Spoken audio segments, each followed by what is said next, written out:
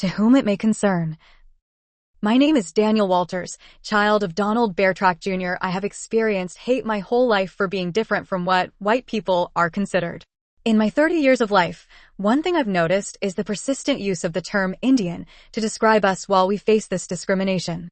We do not understand this word, yet it remains a fundamental part of how we communicate with those who use it against us.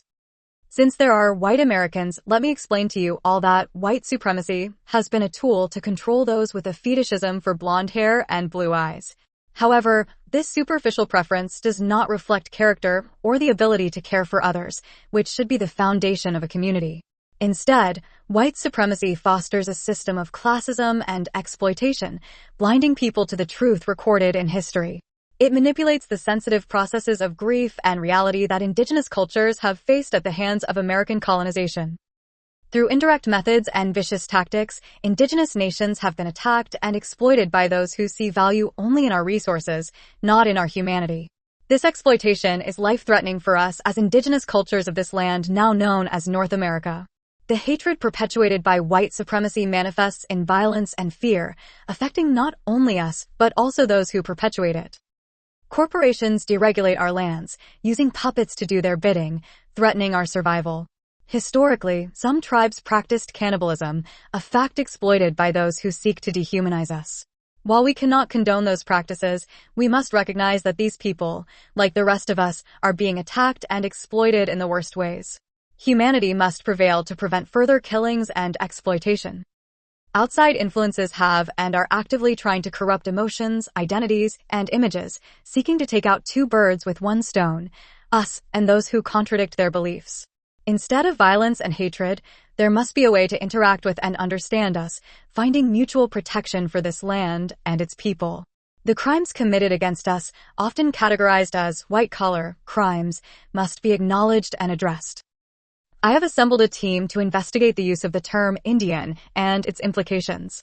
My research has uncovered errors in local and state practices, particularly in New Mexico and across the country, in how they handle Indian ruins and bodies.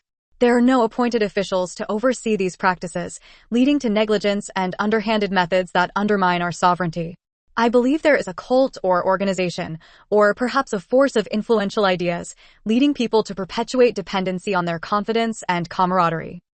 My organization, the Indigenous Agency, seeks to understand and expose the various ways the term Indian is used to con people, especially those of indigenous cultures forced to deal with a government that treats us as if there is a one-size-fits-all solution.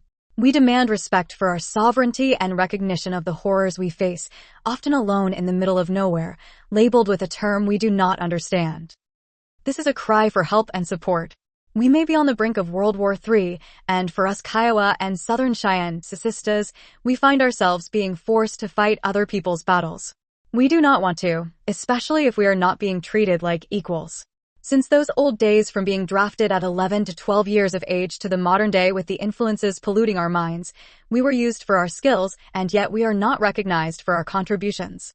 The Navajo code talkers are largely credited for their role, but multiple nations were forced to participate, many of whom were not even considered people until after World War II.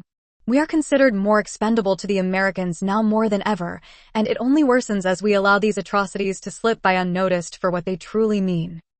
We do not want war with the Americans. We never really did. It is up to them to recognize this, as it is documented in their own records. The situation has been exacerbated, much like when radiation was in paint, and we need to prevent any further injuries. Not only are we being exploited, but anyone can come to America and undermine American democracy by attacking us. All we ask for is a ceasefire, as the root issues are deeply ingrained in the cultures that have forced themselves to be here since 1492. There were politics and events happening that are now hard to uncover, which could prove that people have been moved around without their identity for the purpose of being good slaves for those in power at the time. It is a horrible situation that deserves study because genetics alone cannot reveal everything. Sincerely, Daniel Walters.